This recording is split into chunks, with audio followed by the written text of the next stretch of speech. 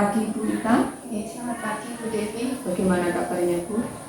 Puji Tuhan baik, sehat dan tetap semangat. Tetap semangat. Menjelang akhir modul ini, jangan sampai semangatnya kendor gitu. Oh iya, apabila ini Agustusan itu semangat 17 Agustus. Semangat Banyak ya, semangat 45. Banyak sekali kegiatan, banyak sekali lomba-lomba. Bagaimana Bu? Kegiatan di Kecamatan Tunju ini Ya sudah berjalan, ada lomba gerak jalan, kemudian ada bola voli, terus lomba kesenian, kemudian lomba keagamaan. Banyak sekali ya yang sudah jalan, tapi tentunya masih banyak kegiatan yang belum terselesaikan. Iya, sama nih. Sama. Ibu Ita besok ada kegiatan upacara 17 Agustus. Di sini tempatnya di mana, Bu? Kalau di sini dilaksanakan di lapangan Asmoro Bangun. Oh, lapangan Asmoro Bangun. Di sana ya? Ya, cukup jauh dari sini Bu. Oh, cukup jauh. Harus berangkat pagi Bu. Iya. Bu Ita, terima kasih. Kita awali pendampingan individu keempat ini. Hari ini fokus pendampingannya adalah observasi kelas, yaitu PGP melakukan kegiatan pembelajaran di kelas. Kemudian PT nanti melihat penerapan dari modul budaya positif dan pembelajaran berdiferensiasi serta pembelajaran sosial emosional. Kemudian nanti pengajar praktik juga melakukan penilaian observasi praktik pembelajaran, bagaimana Ibu Ita nanti melakukan pembelajaran di dalam kelas. Nah, Ibu Ita selama 1 bulan ini prosesnya apa yang sudah berjalan?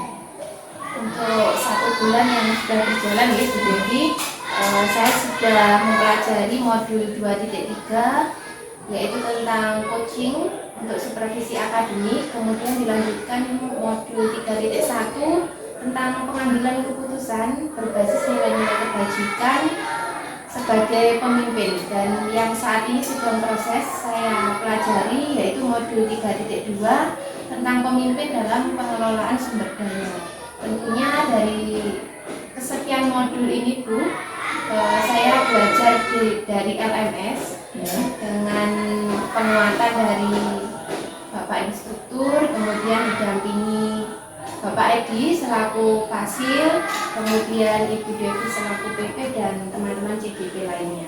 Tentunya secara angkatan udara ya Bu. Ya, karena kalau di LMS itu kadang kita harus membaca dengan detail. Kalau kurang jelas mungkin kita menanyakan kepada Bapak Fasil, tetapi kalau kita bertanya terus kan kurang enak ya Bu ya. Kalau bertanya terus, jadi kita butuh ketelitian untuk membaca apa yang diharapkan atau ditugaskan di LMS tersebut.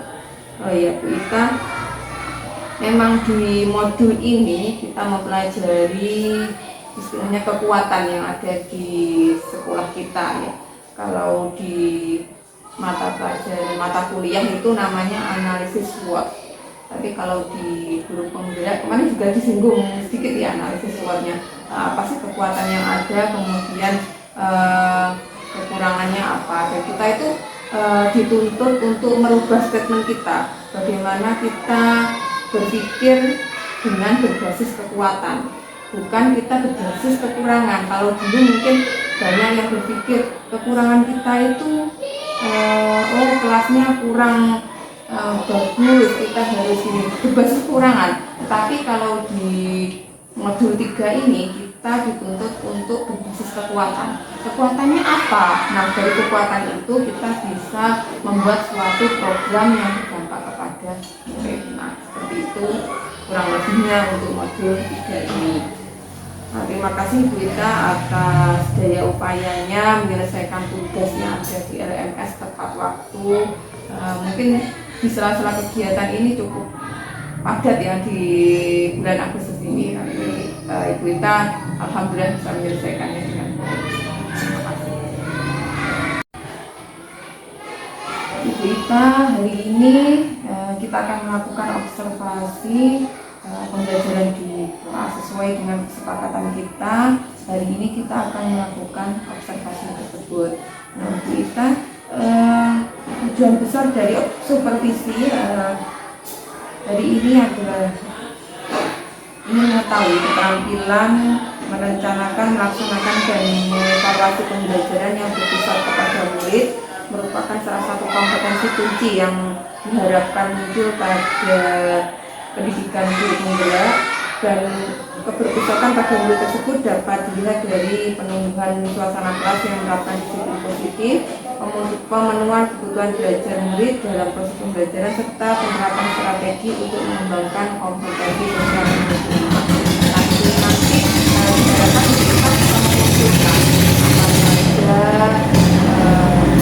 dalam pembelajaran sosial emosional itu diinginkan dalam pembelajaran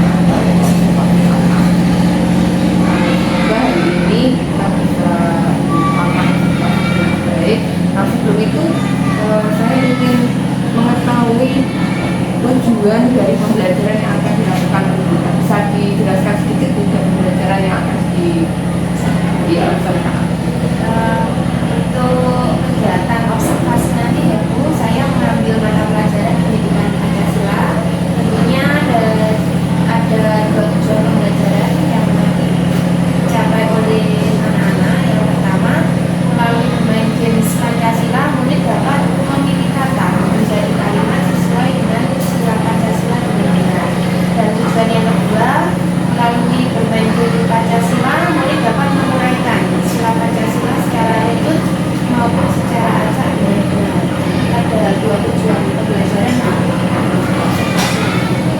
Berarti nanti kita akan memberikan pemahaman kepada murid mengenai Pancasila. Jadi selanjutnya area pengembangan yang akan dicapai oleh kita apa saja di dalam pembelajaran. Untuk area pengembangannya, diantaranya saya ingin mengembangkan kemampuan anak-anak di aspek kognitifnya supaya mereka bisa memilih dan menguraikan dari sila Pancasila itu sendiri. Dan yang kedua tentunya adanya penerapan budaya positif yang kemudian diintegrasikan ke dalam perangkat atau modul ajar berdiferensiasi, integrasi dengan sosial emosional. Jadi dari sini nanti saya juga ingin mengembangkan bagaimana lingkungan kelas atau pembelajaran itu nyaman, anak-anak bisa belajar dengan baik. Dan yang terakhir yang ingin saya kembangkan itu dari keterampilan dari anak-anak Bu. Jadi nanti ada sesi diskusi kelompok, presentasi ke depan. Saya ingin kembangkan kemampuan anak-anak bagaimana berbicara di depan teman-teman yang lain. Seperti itu. Bagus sekali, menurut saya itu adalah suatu usaha yang kompleks, dan nanti pasti ada strategi tertentu yang akan dilakukan oleh kita. Bisa dijelaskan juga strategi apa yang nantinya kita lakukan pembelajaran kelas. Untuk strategi tentunya sudah saya siapkan untuk melakukan pembelajaran. Yang pertama tentunya dari perangkat pembelajaran itu sendiri, mulai dari modul ajar, media, kemudian LKPD sampai dengan evaluasinya. Kemudian tak lupa saya kebetulan mengajar kelas 1 ya Bu, jadi saya tetap mempersiapkan permainan untuk memotivasi anak-anak supaya belajarnya itu tetap semangat. Jadi anak-anak tidak bosan meskipun materinya tentang Pancasila yang dalam sehari-hari sudah sudah mereka ucapkan setiap hari. Namun ada kalanya ini anak-anak kelas 1 masih ada satu dua yang sepertinya masih belum hafal. Nah, di sini saya menekankan tetap menggunakan sebuah permainan supaya anak-anak bisa menangkap pelajaran dengan baik. Dan yang ketiga, strategi saya menerapkan kolaborasi. Jadi saya ingin melibatkan semua kelompok bisa bekerja sama, berdiskusi, mengerjakan tugas tersebut. Mendengar strategi dan kita sepertinya nanti pembelajarannya akan seru sekali. Saya ingin melihat bagaimana ya nanti proses pembelajarannya sesuai dengan strategi yang akan Ibu Irna terapkan di kelas nanti. Baiklah kita, semoga apa yang sudah direncanakan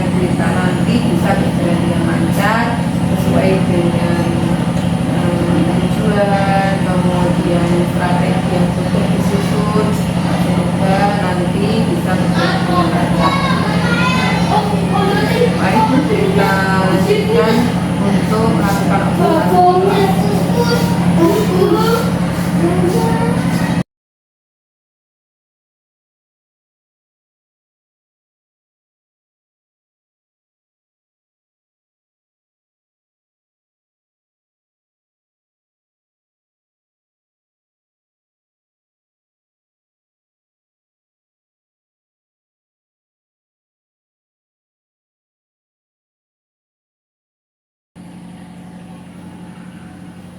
Terima kasih kita, alhamdulillah sudah selesai kita melakukan observasi pembelajaran di kelas. Bagaimana rasanya?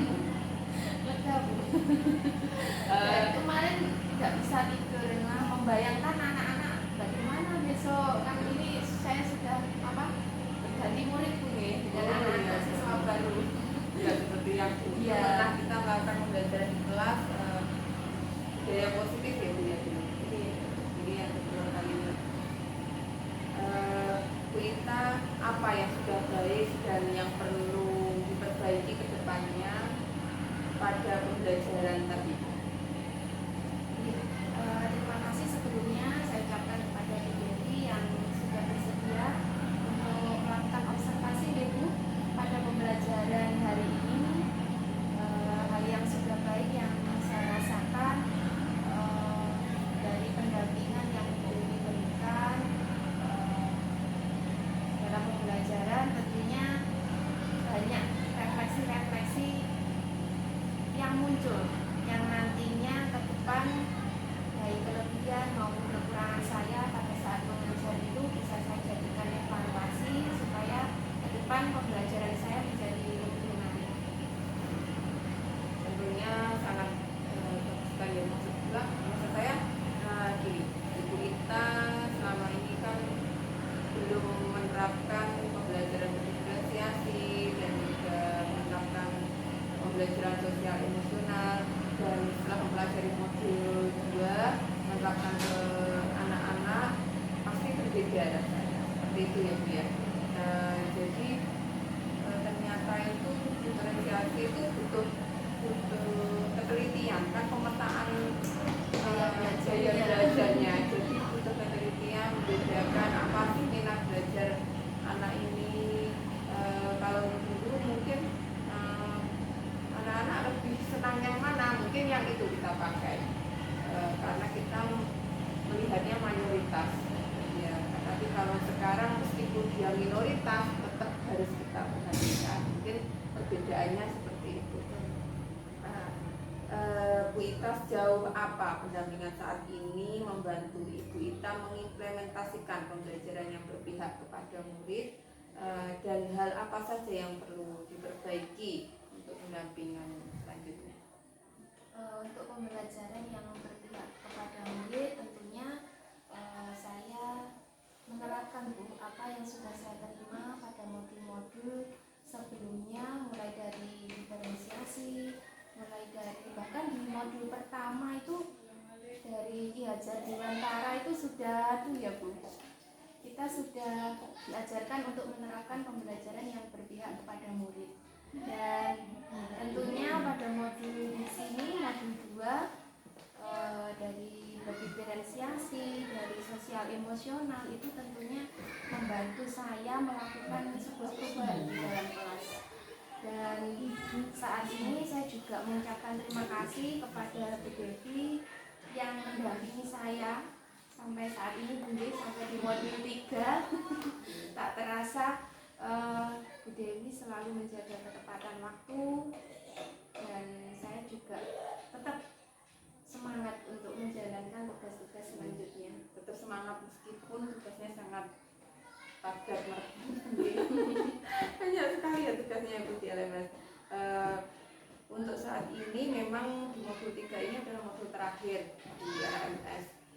Selanjutnya mungkin kita lebih banyak tugas lagi. Dari awal kan belum banyak tugas, tapi di akhir biasanya tugasnya lebih banyak. Tetap semangat ya Bu ya, karena kalau di akhir biasanya agak kendor, karena gitu, soalnya kan sudah di akhir capek-capeknya.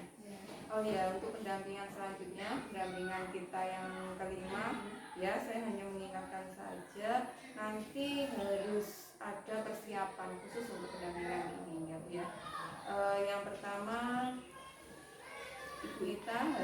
mengajak satu orang rekan sejawat untuk dibimbing dan di coaching pada pendampingan individu kelima, dan penetapan jadwal observasi pembelajaran. Pelaksanaan observasi pembelajaran minimal 2 jam pelajaran dan dapat dilakukan secara daring ataupun luring, bisa disesuaikan dengan kebijakan sekolah. Kemudian membimbing rekan sejawat dalam menyusun rencana pelaksanaan pembelajaran dan juga melakukan koreksi terhadap rencana pelaksanaan pembelajaran yang disusun. Hasil koreksi ini akan dijadikan dasar perbaikan rencana pelaksanaan pembelajaran oleh rekan sejawat. Nah, kalau hari ini kan PP yang melakukan observasi. Nah, selanjutnya yang diharapkan adalah Ibu Ita mengobservasi temannya, rekan sejawat. Nah, aktivitas coaching untuk supervisi akademik. Untuk melakukan aktivitas ini, Ibu Ita harus mengikuti instruksi yang ada dalam modul 2.3 pada bagian aksi nyata. Nah, prosesnya seperti pendampingan hari ini, ya, ada pra observasi, kemudian observasi, dan pasca observasi. Nah, mungkin dengan kegiatan kita hari ini bisa dijadikan acuan oleh Ibu Ita. Oh, gambarannya seperti ini. Apa nih? Mau jadi observer. Ya, seperti itu. Nah, hari ini kan saya observernya. Selanjutnya Ibu Ita diharapkan bisa menjadi observer. Karena di dalam pendidikan guru penggerak ini memang dicetak untuk menjadi pemimpin pembelajaran. Diharapkan Ibu Ita bisa memimpin pembelajaran dan juga menjadi role model bagi guru atau teman sejawat. Terima kasih. Hari ini sangat luar biasa sekali, pembelajarannya bisa berjalan dengan baik.